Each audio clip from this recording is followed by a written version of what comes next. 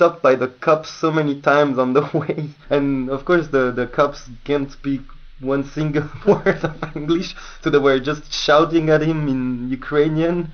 So and Jonah was totally lost, like, okay, but and they were like, well, maybe, do you have some CDs or any gifts, or something? And that was funny because, they were looking super rude, and of course they wanted money. Somehow we were like with a kind of yellow fancy Mercedes van. It was almost like as if it had written "Steal me" all across the front, Robin was driving and he was trying to say something in English, but nobody understood.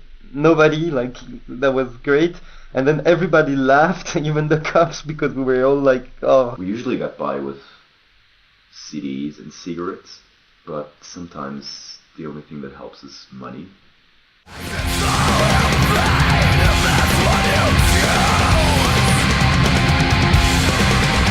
They were showing us the Swiss vignette for the highway, and I think it was not 2008, but it was 2007 on the vignette. So they were like, yeah, it's too late, now you can't drive with that vignette because it's 2007 and now we are 2008. But we were like, yeah, but this vignette is for Swiss highways and we were in Ukraine, so it didn't make sense.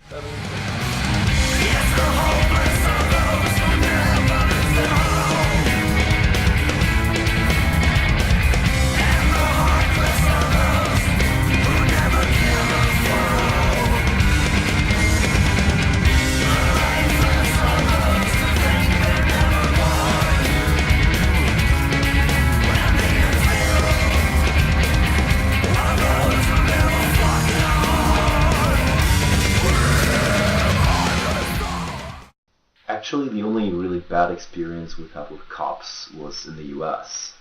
After a show in Farmington, New Mexico, we were at this party. And there was this guy, super drunk. He just threw up on himself. So the cops came, and when the cops come in the US because you're partying, it's pretty much like if you just killed somebody in Europe.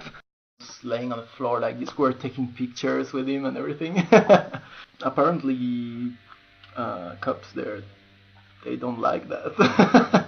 They were really rude, and they came in with 10 people with, guns and everything. Just started screaming and asking for the owner of the place, put him on the floor and arrested him. And everyone had to squat down and put their hands behind their backs. And Jonah didn't have his passport with him, so this guy was just, he told the cop, he was like, I don't have my passport with me, so should I go get it? It's out in the RV. And he just didn't want to hear me, for him it wasn't just possible that a European was there, because Europe probably doesn't exist for that kind of people, And it was just like, well, you're gonna sit down here and shut the fuck up. That night I really realized why a lot of people in the US are so afraid of the police, which is something we don't have here in Europe, really. It's, people are traditionally throwing rocks at the cops on Labor Day on May 1st, and it's almost like a folk festival, Everybody's having fun, and they're, these people were really, really scared when the cops showed up. I think there was also, some, Mexican people without ID or something. It was like a fucking movie, actually, everybody ran out, and those Mexican people hiding in the toilets and everything. They called fucking ambulance for the drunk guy, which is ridiculous, of course, because everywhere else, people would just be like, well, drunk guy, he just puked, okay, and what else, he's gonna wake up probably later with fucking mustache drawn on his face or something. But there, no, the guy's just drunk, so they're slapping him and being like, hey, we're gonna help you, we're gonna take you to the hospital.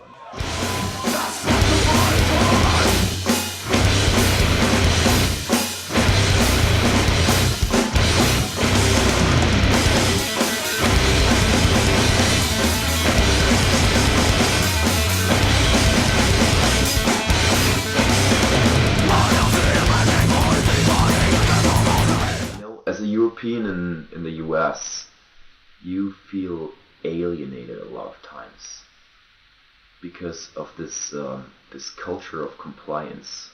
there's rules and regulations for everything, for every single little detail of life, and a lot of times you have people coming up to you telling you, no, you can't do this, you can't do that, and it's just really annoying sometimes. I remember Robin was on the phone, and we were playing, the venue was in the middle of a mall or something, and Robin was on the phone on the parking. And this guy came up to me and he was like, you can't make a call here, you have to go to the sidewalk. And I was like, what? And he was like, well, you could be some guy who's calling his buddies over to steal a car or something. I was like, yeah, whatever.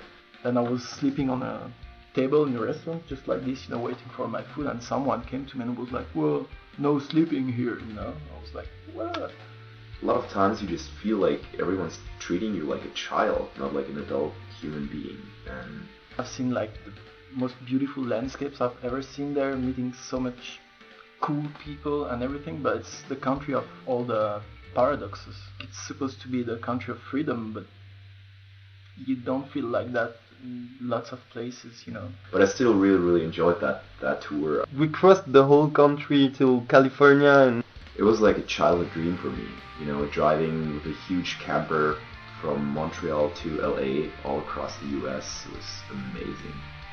When we arrived in San Francisco, we just parked the RV over the San Francisco Bay, and that was amazing. I remember with Luke we were smoking pot, looking at the bay, and we were like, wow, life's cool,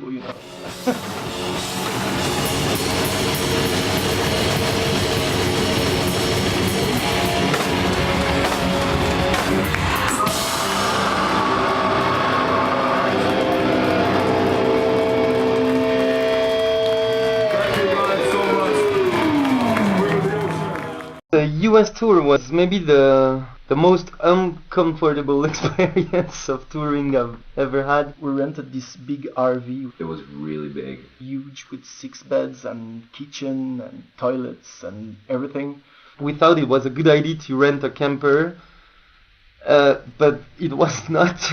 This shit was eating so much gas, probably like $300 a day or something. And we could drive like 300 Ks. We were driving a lot, like 10 hours a day probably. It was so hot. I remember one night in Atlanta when it was impossible to sleep inside because it was just so hot. So I walked outside and I just had my sleeping bag on the parking lot, and I was laying there in underwear and sweat was running down my body.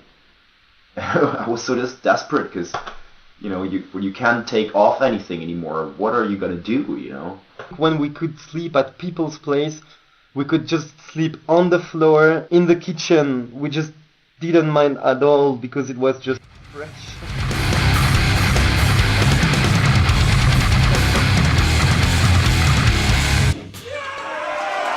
Good job.